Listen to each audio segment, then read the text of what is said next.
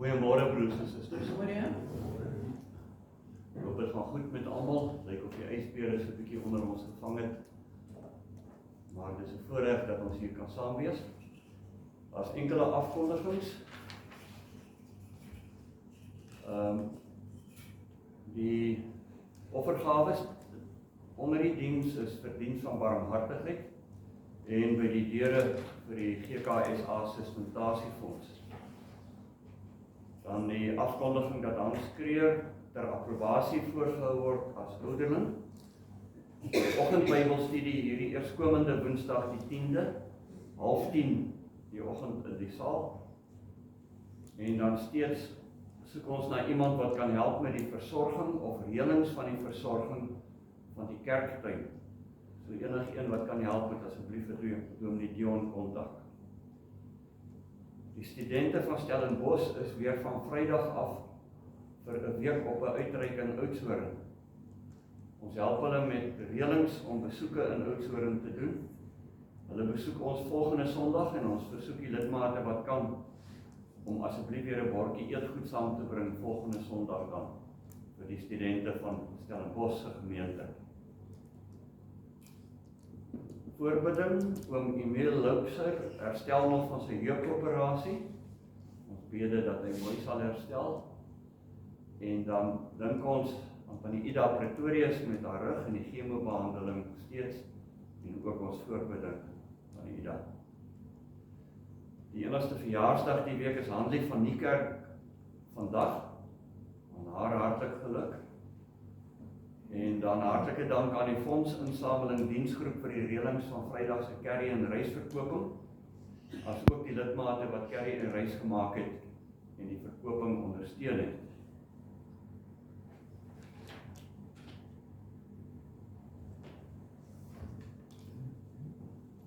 Kom ons kyk hoe gaan dit met die samesang. Ons sing vooraf eers lied 513. Soek in God jou sterkte, kry by hom jou krag. Ons sing vers 1 en vers 3 as dit goed gaan.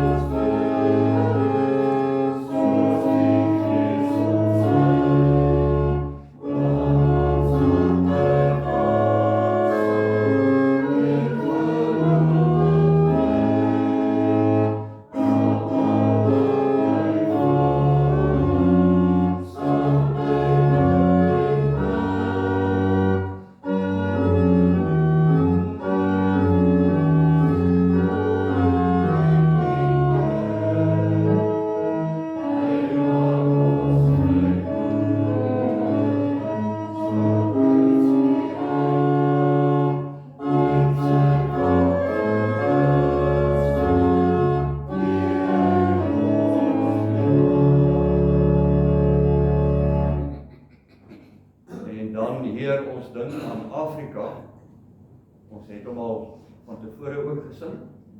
Heer, ons dink aan Afrika. Dit is vers 1 en vers 2.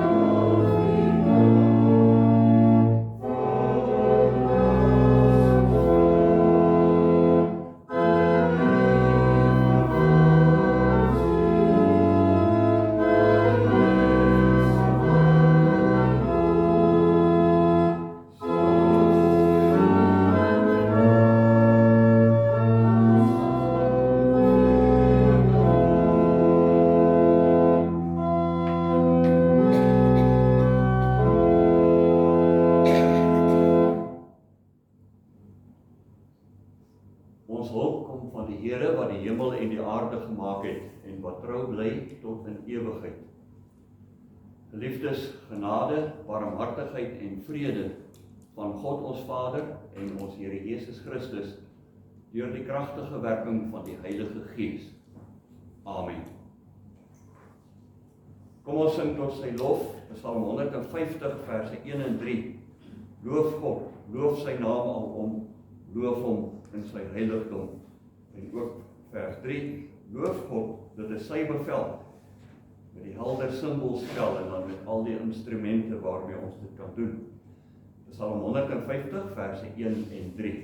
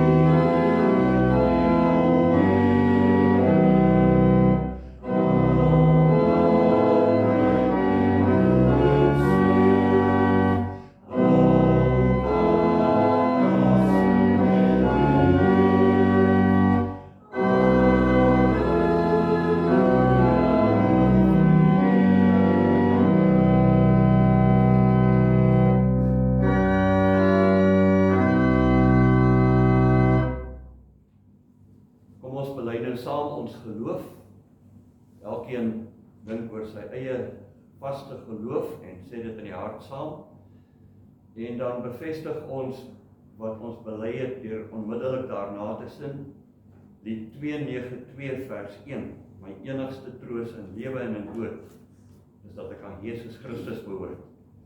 Dis onmiddellik na ons belydenis. Vanoggend aan die hand van die belydenis van Nikea. Ons glo in een God, die almagtige Vader, die skepper van hemel en aarde, van alle sigbare en onsigbare dinge. En ons glo in een Here Jesus Christus, die eniggebore Seun van God, voor al die eeue uit die Vader gebore. Hy is God uit God, lig uit lig, ware God uit ware God, gebore, nie gemaak nie. Een in wese met die Vader, en deur wie alles tot stand gekom het. Hy het ter wille van ons, mense en ons saligheid uit die hemel neergedaal en het deur die Heilige Gees by die Maagd Maria vlees geword. Hy het mens geword. Onder Pontius Pilatus is hy vir ons gekruisig. Hy het gelei en is begrawe. Op die 3de dag het hy volgens die skrifte opgestaan en hy het na die hemel opgevaar. Hy sit aan die regterhand van die Vader en hy sal met heerlikheid terugkom om die lewendes en die dooies te oordeel. Aan sy koningskap sal daar geen einde wees nie. Ons glo in die Heilige Gees wat Here is en lewend maak. Hy gaan van die Vader en die Seun uit en hy word saam met die Vader en die Seun aanbid en verheerlik. Hy het deur die profete gespreek. Ons glo aan een heilige, algemene en apostoliese kerk. Ons bely een doop tot vergifnis van ons sondes. Ons verwag die opstanding van die dooies en die lewe van die toekomstige bedeling.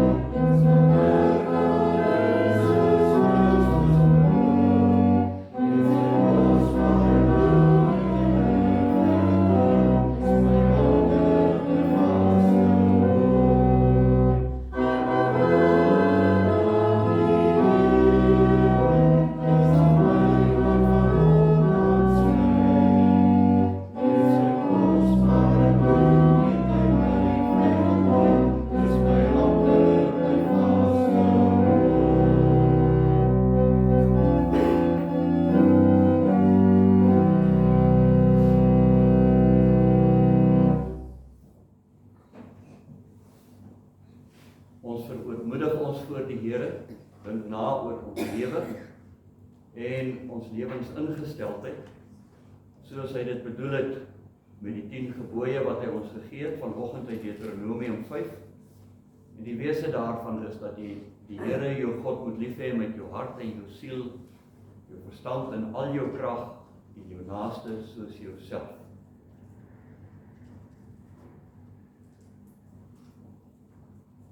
Die Here het gesê, ek is die Here jou God wat jou uit Egipte, uit die plek van slawerny bevry het. Jy mag naas my geen ander gode hê nie. Jy mag nie vir jou 'n beeld of enige afbeelding maak van wat in die hemel daarbo of op die aarde hieronder of in die water onder die aarde is nie. Jy mag hulle nie vereer of dien nie, want ek, die Here jou God, eis onverdeelde trou aan my. Ek reken kinders die sondes van hulle vaders toe, selfs tot in die 3de en 4de geslag van die wat my haat.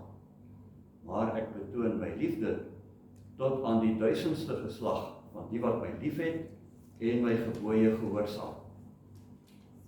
Jy mag die naam van die Here jou God nie misbruik nie, want die Here sal die een wat sy naam misbruik, nie ongestraf laat bly nie. Jy moet die Sabbatdag so deurbring dat jy dit heilig hou, soos die Here jou God jou beveel het. 6 dae moet jy werk en alles doen wat jy moet, maar die 7de dag is die Sabbat van die Here jou God. Dan mag jy geen werk doen nie jy of jou seun of jou dogter of die man of vrou wat vir jou werk, of jou bees of jou donkie of enige dier van jou, of die vreemdeling by jou nie, sodat jou werksmense kan rus soos jy. Jy moet daaraan dink dat jy in Egipte 'n slaaf was en dat die Here jou God jou deur sy groot krag en met magtige dade daaruit bevry het. Daarom het die Here jou God jou beveel om die Sabbatdag te onderhou.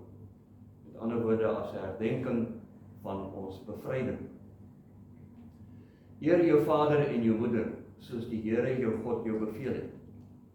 Dan sal jy 'n lang lewe hê en sal dit goed gaan met jou in die land wat die Here jou God vir jou gee. Jy mag nie moord pleeg nie.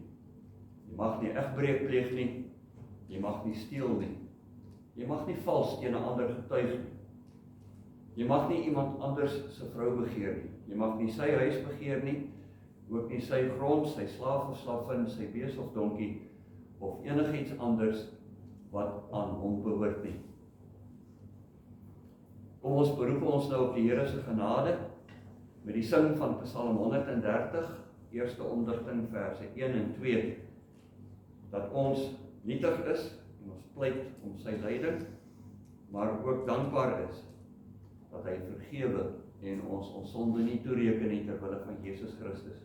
Vers 1 en 2, Psalm 130, en dan sal ons saam bid. Oh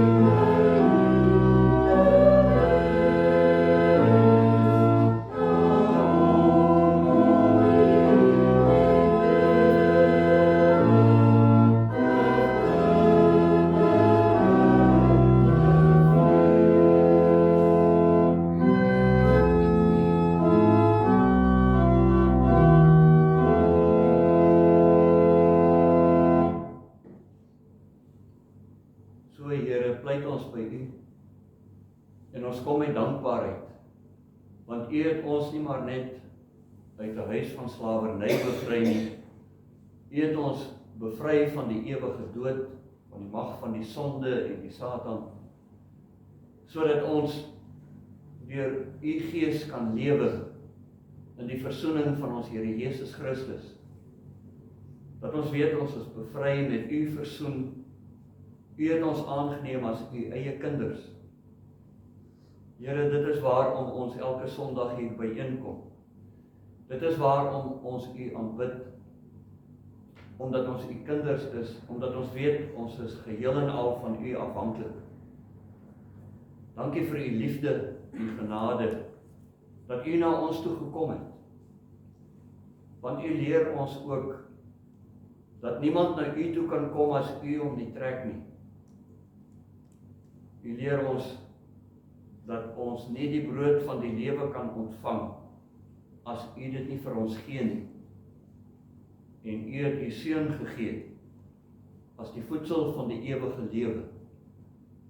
Hy wat ook ons Here is, wat nou regeer aan U regterhand, sodat ons kan weet, hierdie wêreld kan nie op 'n ander plek eindig, as waar U dit voor beskik het nie, sodat alles kan oorgaan in U heerlikheid, waar daar geen teespraak teen U meer is nie, waar almal U aanbid en ken, en voor U buig.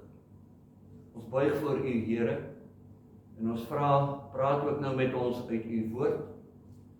Gee vir ons goeie begrip, maak ons harte oop om ontvanklik te wees. En lei ons dan ook deur U Gees om te weet hoe ons, wanneer ons nou weer hier uitgaan die week in, elkeen in sy eie rigting en eie werk, hoe om dit uit te leef en aan U te bly vashou. Ons vra dit in die naam van ons Here Jesus Christus. Amen.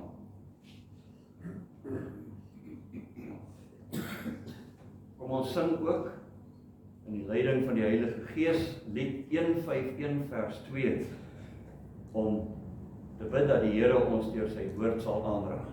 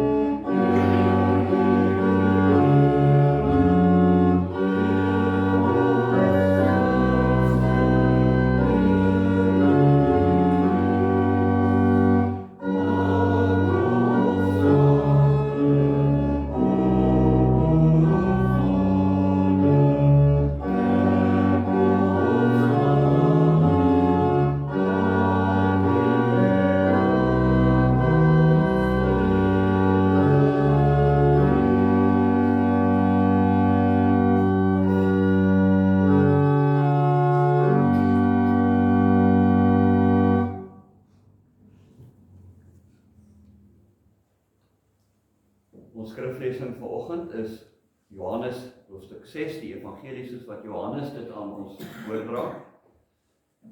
Uit 'n bietjie ander hoek uit as die ander 3 evangeliste, ook 'n baie besonderse boek.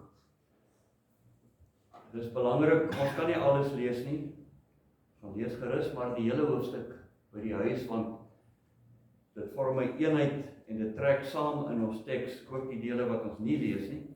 Maar hou in gedagte dat die hoofstuk begin met die vermeerdering van die brood, waar die Here met 5 brode en 2 visse die hele skare mense kos gegee het, en dan gebruik hy dit in die res van sy prediking wat ons gaan lees, om daaruit te wys dat hy die brood van die lewe is. Ons lees Johannes 6 van vers 41 af. Die Jode het gemor, omdat hy gesê het, ek is die brood wat uit die hemel gekom het. Hulle het gesê, is dit nie Jesus, die seun van Josef nie? Ons ken mos sy pa en ma. Hoe kan hy nou sê, ek kom uit die hemel? Jesus sê toe vir hulle, Moenie so onder mekaar mor nie. Niemand kan na my toe kom, as die Vader wat my gestuur het, hom nie na my toe trek nie. En ek sal hom op die laaste dag uit die dood laat opstaan.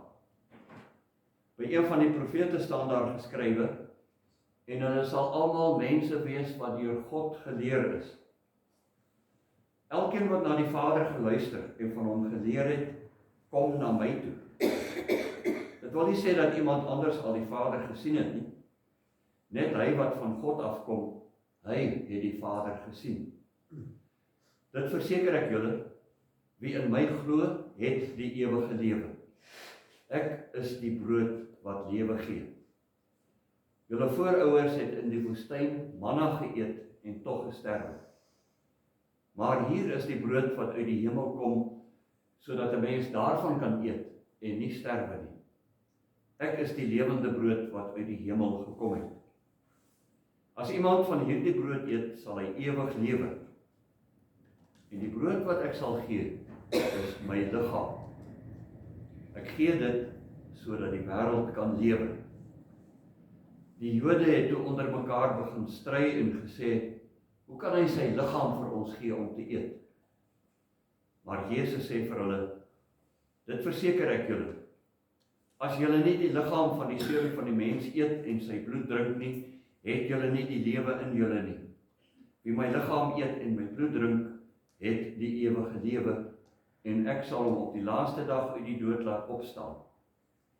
My liggaam is die ware voedsel, en my bloed is die ware drank. Wie my liggaam eet en my bloed drink, bly in my en ek in hom, soos die lewende Vader my gestuur het, en ek deur hom lewe. So sal hy wat my eet, ook deur my lewe.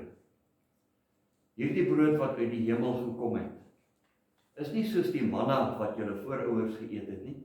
Hulle het dit geëet en tog gesterwe. Wie hierdie brood eet, sal ewig lewe.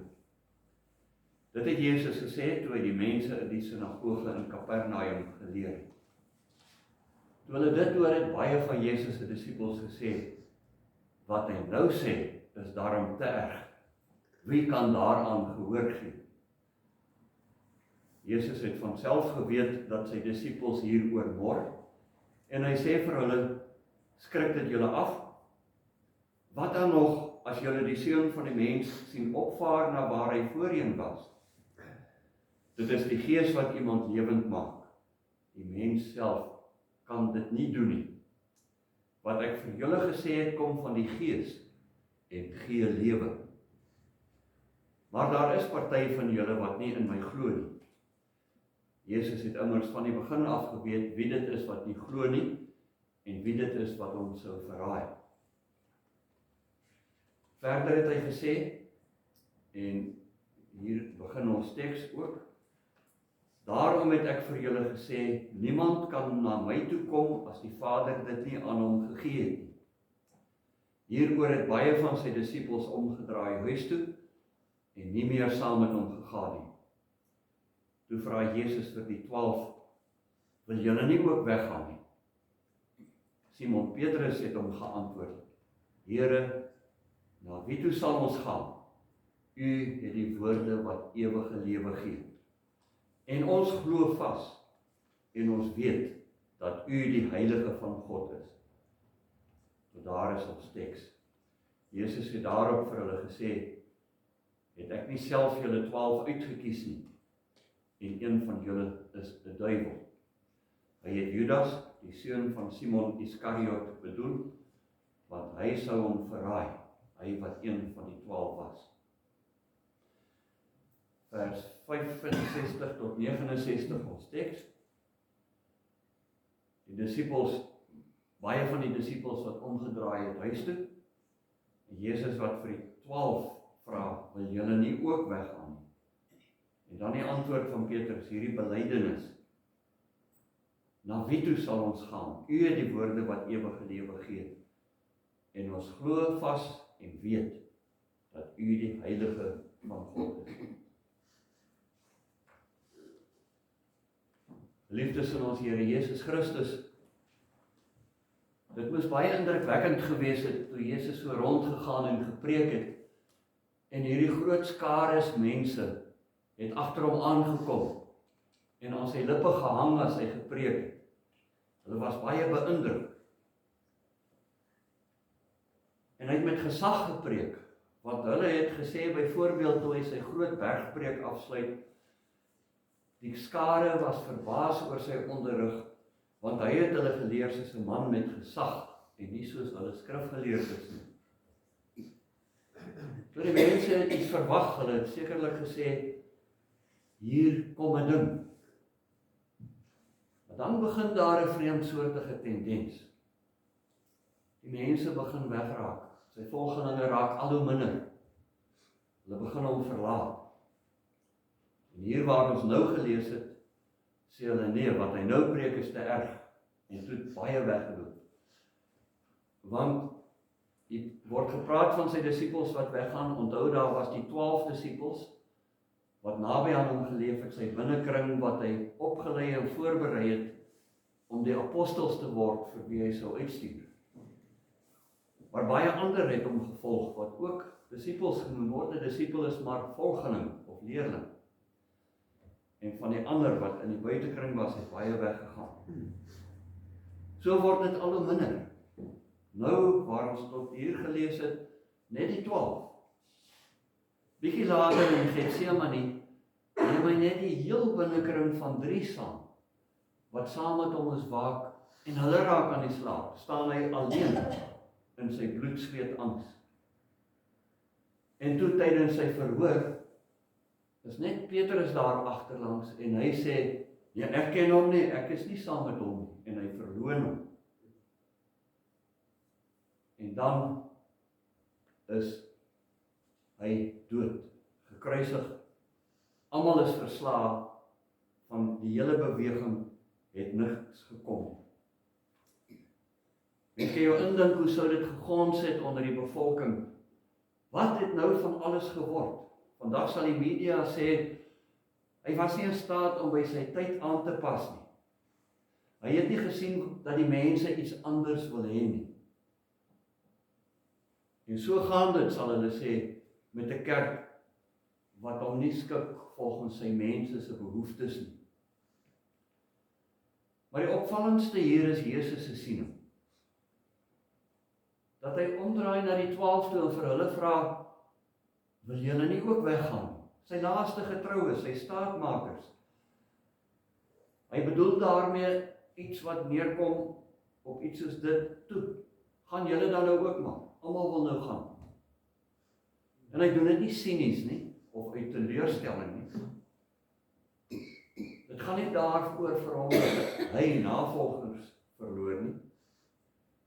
Hy vra dit as 'n veroordeling van die mense se blindheid en eie sinnigheid, dat hulle nie wil buig voor die woord van God nie.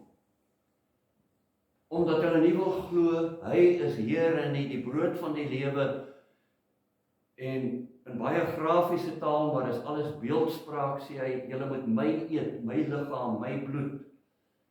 Presies soos wat ons in die nagmaal dit as beelde gebruik.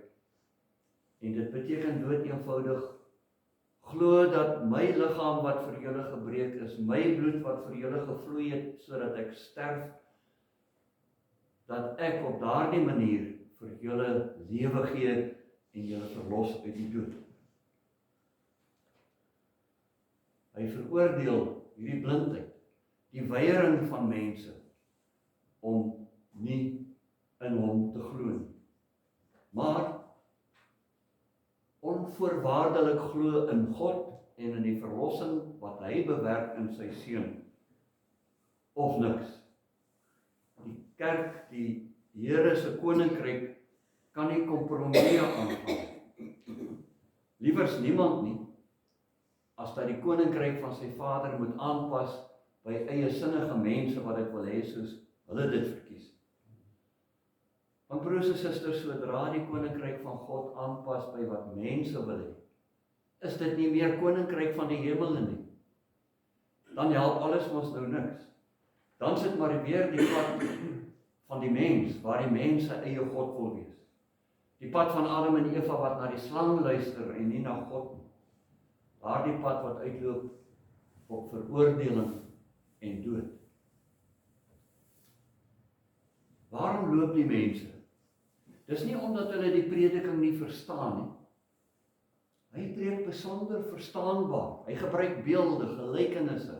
Hy praat in eenvoudige taal. Hy praat gesagvol. Almal was beïndruk. Hulle loop omdat hulle nou 4 voet vassteek. Nee, dit aanvaar ons nie. Hulle verstaan baie mooi, maar hulle sê, nee dankie. Die disippels wat hier geloop het geloop omdat sy prediking vir hulle doodeenvoudig onaanvaarbaar was, te erg seer. En Jesus verklaar dit so, daar is party van julle wat nie in my glo nie. So wat is dit wat hulle moes glo, eerder as om maar net saam te loop, omdat hulle beïndruk is met hom? Jesus het sy preek begin met die wonder van die vermeerdering van die brood. Dit gaan hier oor brood, brood van die lewe. Hy het 5 brode vermeerder en hulle gevoed daarmee. Maar hy begin in wat hy nou preek, toe hy dit op homself toepas, nog verder terug, tydens die woestynreis met die uittog uit Egipte, toe die Israeliete nie kos gehad het nie, toe gee God manna, brood uit die hemel. Nou voed hy 'n paar duisend mense met 5 gewone brode en 2 visse. Nou volg baie hom en is beïndruk, hierdie wonder, en hulle mage het volgekom, hulle het iets kon kry wat hulle mage volmaak, dis hoekom hulle agter hom aanloop.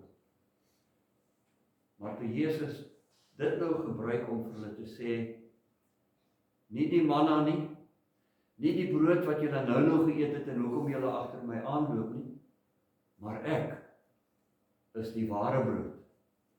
Almal wat daardie brood geëet het ook maar weer gesterf. En almal wat die brood vanoggend geëet het, sal ook maar sterf. Maar wie in my glo, by wyse van Spreuke my eet en drink, soos wat hy die manna en die brood geëet het, sal ewig lewe. Nou verkondig hy dit, hy openbaar homself as die brood van die lewe. En hy sê daarby, die mens kan dit net ontvang as dit van die Vader kom en hy dit vir jou gee. En slegs as hy jou trek deur sy gees om te glo, kan jy dit aanvaar. Dis waar hulle vasgesteek het, onaanvaarbaar. Want die mens wil nie hoor wat hy nou sê, dat ons vanself dood is in ons sonde, dat ons nie self kan besluit om verlos te wil word of te wil glo, dat ons nie self kan verlos van die verderf nie. Ons wil nie glo dat ons so dood is, dat jy nie self die Here kan opsoek nie, as hy jou nie opsoek nie. So dat as jy aan jou eie natuur oorgelaat word, jy net geneig is om God en jou naaste te haat, en wrevelrig te leef, en nie in liefde te lewe. Net die Heilige Gees kan jou kom verander, sodat jy 'n nuwe hart, 'n nuwe ingesteldheid, 'n nuwe lewensgees kry, van liefde, van dankbaarheid, van geloof. Die Heilige Gees gee lewe. Hy verlos ons van hierdie doodsheid. Jesus Christus dus, die brood wat van God kom en ewige lewe gee. Dis die kern van hierdie hoofstuk. Daarvan is daardie wonder die teken. Soos wat nagmaal die teken is om ons te verseker dat wat gepreek word die waarheid is. Jesus sterf dan self sodat ons kan lewe. Dit is hoe groot sy liefde vir ons is. En nou kan jy net in hom glo as die Vader jou trek deur sy Gees, die Heilige Gees. Nie op eie inisiatief nie. Want dis die Heilige Gees wat in ons kom woon. In Handelinge 2 by die Pinksterfees waar hy uitgestort is, het hy in sy kerk kom woon en in elkeen van ons. Dat jy glo is omdat God deur sy Gees in jou woon en besig is om met jou te werk. Daarom bid ons ook dat hy ons sal lei en werk soos wat ons met Lied 151 gebid het toe ons gesing het voor die woordverkondiging. En om dan in hierdie geloof te lewe, waarlik Jesus se liggaam te eet en sy bloed te drink, met ander woorde aan hom vas te gryp in 'n ware geloof dat hy my enigste Here en Verlosser is, vereis dat jy jou ingesteldhede opgee en syne aanvaar. Dat jy moet lewe in algehele selfverloning, nie meer wat ek wil nie, maar wat God wil. Daarom word ons stil onder die erediens elke Sondag en dink terug, hoe was my week? Al 10 gebooie, liefde tot God, liefde tot my naaste. Ek moet voor die Here bely en erken ek het weer gefouteer. Ek weet nie eers van al my foute nie, van al my sonde nie. En dan weer bidend van voorneme wees om in die week wat voorlê, ons verder te oefen in selfverloning en in toewyding aan hom. Dis hoekom die ware evangelie aanstoot gee. Jy moet jouself laat vaar en deur God se Gees wat in jou woon, jou aan die Here wy. Beteken nie jy moet eenkant in 'n hoekie gaan sit en niks met die wêreld te doen hê nie. Hy sê juis ons moet die wêreld ingaan, maar as sy verteenwoordigers, sy beeld. En mense wil nie aanvaar dat ek niks vir die Here kan gee nie. Hulle wil nie aanvaar dat ek daarom goed genoeg is en ek hoef nou nie al hierdie dinge wat die Bybel wil hê te doen nie. Daarom gaan mense weg. Die mense hou van die tipe evangelie wat sê, ek is 'n aanwinst vir die Here, hy kan daarin bly wees. Hy het my as 'n lidmaat. En dan wil jy, soos wat hierdie mense in die begin beïndruk was met Jesus se prediking en hulle sien wonders, dan wil jy dinge sien gebeur, desnoods nog wonderwerke en 'n lewendige prediker en alles wat die mense sinne streel. Dis hoekom hulle weggegaan het. Die ander vraag is, waarheen het hulle toe gegaan? Terug na hulle ou godsdienste, die tempeldiens, die Ou Testamentiese offers,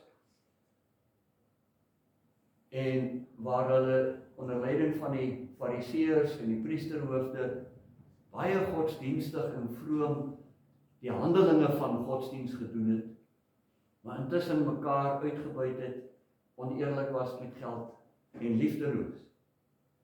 Daarom sê Jesus net 2 hoofstukke verder van die mense wat so godsdienstig is, die duiwel is hulle vader. Kolossense 2 noem Paulus hier daardie tipe godsdienst 'n selfgemaakte godsdienst, waarvan die godsdienstigheid maar net iets is wat voorgegee word, 'n skyn is. En daarom moet ons mooi verstaan, broers en susters, kerkwees is eintlik maar gelowige wees. Dit gaan nie oor die formaliteit nie. Dit gaan daaroor dat die kerk, die gemeente, is die mense wat hulle self verloon om aan die Here te kom vashou en te glo en te weet, ons wat in hom glo, ontvang van hom ewige lewe. Dit eis steeds jou hele wese op.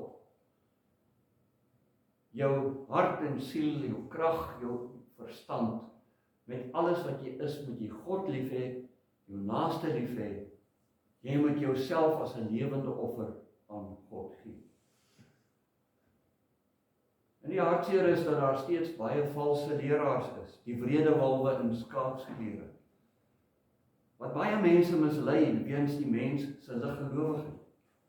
Ons sien hulle op TV-kanale met duisende mense wat hulle volg, met vol sale. Hulle praat baie mooi en laat alles baie Bybels klink. Maar as jy die Bybel ken, dan hoor jy hoe vloek wat hulle sê teen die inhoud, ware inhoud van God se woord. Hulle gee voor om wondergenesings in hulle dienste te hê. Hulle preek dat dit die Here se wil is. Jy moet gesond wees en jy moet voorspoedig en ryk wees. En dis waarvan mense hou. Dis hoekom so baie vir Jesus gevolg het in die begin. Totdat hulle begin besef het. Dit gaan bietjie oor iets anders in sy evangelie as wat mense daarvan wil maak. Maar die Here sê sulke mense se oordeel staan reeds vas. So in die wêreld lyk dit baie keer soos die dag toe Jesus Jerusalem ingekom het, 'n week, die laaste week voor sy kruisiging, net palmtakke en hulle skreeu Hosanna en wil hom net kroon. Maar onthou dan, binne 1 week het daar dieselfde mense geskreeu, kruisig hom. Hulle het nie kans gesien vir wat hy toe vir hulle sê. Nou waarom ontstel dit nie vir Jesus uit sy oogpunt nie? Want dit gaan oor wat die werklikheid is met betrekking tot getalle in die koninkryk van die hemel. Liewer maar min as baie, maar eiesinnig en waar die mens homself wil handhaaf en sy wil afdwing op wat die kerk moet leer. Dink hoe dit gegaan in Elia se tyd. Elia het gedink hy is die enigste gelowige wat oor is. En Isebel en Agab het die gelowiges uitgeroei. Maar God het gesê uit 7000. Dit klink nou baie, maar uit 'n hele land en 'n hele volk is 7000 maar min. Maar tog God bewaar die 7000 wat nie die knie buig voor Baal nie. Die kerk gaan nie te gronde omdat hy klein word of die geld min nie. Klein gemeentes kan steeds bestaan. Die kerk gaan onder en gemeentes gaan onder as hulle nie meer getrou is aan God nie. As hulle nie meer toegewyd aan hom wil lewe nie. Want 'n groot gemeente in geheel kan ook weggaan van die Here af, wanneer die gemeente nie meer die Here soek nie, maar net wil doen wat vir hulle goed en lekker is. Dan beëindig die Here self so 'n gemeente se bestaan. Liewers min as ontrou. Maar natuurlik stuur hy ons uit om mense te bring, dat die mense in sy koninkryk meer kan word. 'n Gesonde kerk behoort groei te wys. Dit sê nie, ons moet werk om so min as moontlik te wees en laat so baie as moontlik weggaan. Maar een troos is, wanneer omstandighede en tye maak dat die mense hulle rug op die kerk draai, is die een troos, die ware kerk sal nooit ondergaan nie. Jesus het beloof, ek is by julle tot aan die einde van die wêreld. God bewaar die 7000 wat die knie voor Baal nie buig. En daarom werk die ware kerk, die ware gemeente van Christus, nie net vir voortbestaan nie, maar in die eerste plek vir geloofsgroei. Dat elke lidmaat die lig van God sal laat skyn na buite, deur jou voorbeeld, deur jou optrede, die liefde wat jy betoon teenoor alle mense, dat jy in vrede met mense leef so ver as wat dit binne jou vermoë is. Maar as 'n gemeente net bestaan uit 'n klomp passasiers, dan sal niks ter wêreld so 'n gemeente uiteindelik red. 'n Ware kerk sal nie ondergaan nie, al is hulle min. Maar wat ons dan betref, broers en susters, deur die Heilige Gees, as ons deur sy werk en leiding lig vir die wêreld is, sout vir die aarde, so leef dat die liefde van Christus en die waarheid van die woord ons verander, sodat ons ook deur ons lewe en die egtheid daarvan ander mense oortuig, dan spreek die krag van God se woord. dan trek God die mense in sy gemeente. Hy sal die mense bring.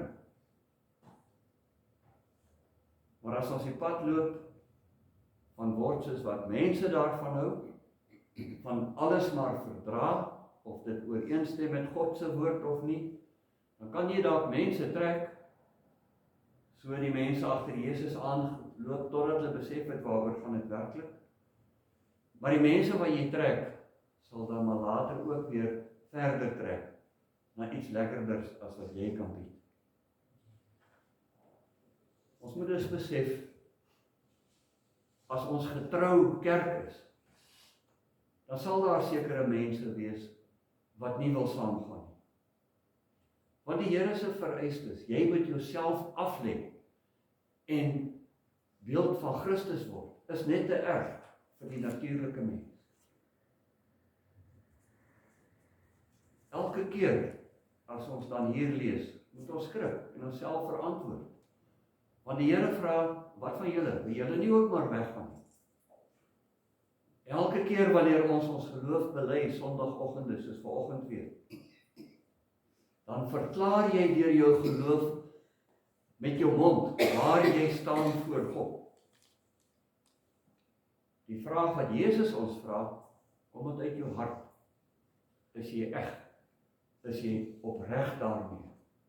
Glo jy dat dit wat in sy woord staan, die woorde is wat lewe gee? Daarom moet ons in elke erediens maar weer ons geloofsbelijdenis sê, en dit saam met mekaar sê, of in jou hart of hardop, al ken ons dit, al is ons so gewoon daaraan. Maar elke Sondag moet ons diep nadink, wil ek werklik dit, of wil ek in my hart ook maar weggaan? Onthou dan, wat het ons gesing, my enigste troos in lewe en in sterwe? Wie by hom bly, hy het die woorde wat lewe gee. Amen. Kom ons bid saam. Ons Vader wat in die hemel is, Here, ons skrik as ons hoor, dat ons nie hier sou gewees het, as dit van onsself afgehang het nie. Dat dit U is wat ons getrek het, dat dit U is wat U Gees in ons gegee het, om ons anders te laat dink, om ons die lewe anders te laat sien, ander prioriteite te hê, as mense wat net vir hierdie lewe leef. Dankie Here, dat U ons geroep het, dat U met ons praat, dat U aan ons openbaar en verkondig, dat U Seun Jesus van Nasaret Here is, en die enigste verlosser, wat sy lewe vir ons gegee het, wat gesterf het aan die kruis, sodat sy bloed wat geloop het as die bewys van dat hy dood is, ons versoening by U is, dat U ons nie meer oordeel nie, maar aanneem as U kinders, bloot ter wille van hom, sy woorde, wat vir ons kom lewe gee. Dankie dat ons 'n gemeente van gelowiges kan wees, en dat ons weet, elders in ons dorp en in ons land en oor die hele wêreld, is daar steeds mense wat hulle self verloon, om U te volg, deur U woord wat U aan ons voorhou, U te aanbid, en uit U en tot U te leef. Dankie dat ons mekaar kan bemoedig, mekaar kan versterk. Here, werk deur U Gees so in ons, dat U woord sal troos. Ons sal krag gee in ons diens aan U. Help ons as gemeente, om waarlik so te leef, dat mense sal besef, by U is lewe. U woord, U wil, U wet, gee vir elkeen wat dit navolg, 'n sinvolle lewe, en kan vrede en saamleef onder mense bewerk, want U breek vyandskap af. Mense is geneig tot vyandskap, maar U, Here, het dit uit ons harte kom haal, en U liefde gegee. Begelei ons as gemeente dan, wees met al u kinders oor die hele aarde, in besonder waar hulle vervolg word, want u, Here Jesus, het ons gewaarsku, hulle sal ons ook vervolg, soos wat hulle u vervolg het. Ons dankie vir die vrede waarin ons u nog kan kom aanbid, gee dat ons dit sal gebruik. En ons dra al die woordbedienaars, in besonder dan ook ons woordbedienaar Dominee Dion op aan u. Here, begelei hom in sy werk, sodat u woord na ons toe kan kom en ons kan groei en toeneem in ons geloof, en ons toewyding aan u, sodat ons as gemeente ook werklike lig sal wees in die dorp. Here, dankie vir die gesondheid wat ons kan hê, dat ons kan werk, dat u ons versorg, elke dag kos en klere het. Maar ons dink aan die van ons wat siek is, wat verswak is, wat oud geword het, wat moet chemoterapie kry. En ons bid, gee daar steeds u woorde wat ons enigste troos is. Gee die krag om beproewing te dra, en waar dit u wil is, gee weer genesing. Ons dankie vir die middele wat daar is, operasies en dokters en kennis en medisyne, waardeur u weer vir ons wetenskap gee ook na siekte of operasies. Here, gaan met ons die week in, sterk ons in ons werk, help ons dat ons werk ook u lig sal laat skyn, dat mense sal besef aan die manier waarop ons werk, die eerlikheid, die vrede en die liefde, dat u God is. Ons bid vir ons kinders, help ons om hulle reg groot te maak, en bewaar hulle elkeen, ook ons kinders wat op ander plekke woon en werk, hou altyd u hand oor ons. Vergewe dan ook ons sonde, vra ons weer, lei ons in u genade net om Christus ontwil. Amen. Nou dan eers geleentheid vir ons barmhartigheidsdiens en dankbaarheid. En dan sal ons sing uit Psalm 71.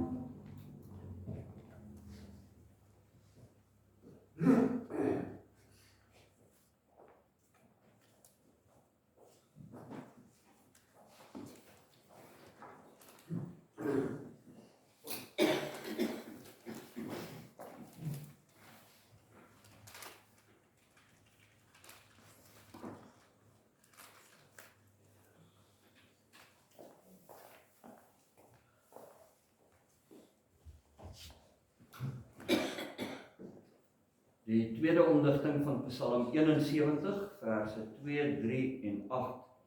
Ek het op u vertrou van jongs af. U, Here, is my hulp. U, Here, is my hoop. En daarom die volgende vers, loof ek u gedurig. Verse 2, 3 en 8, Psalm 71.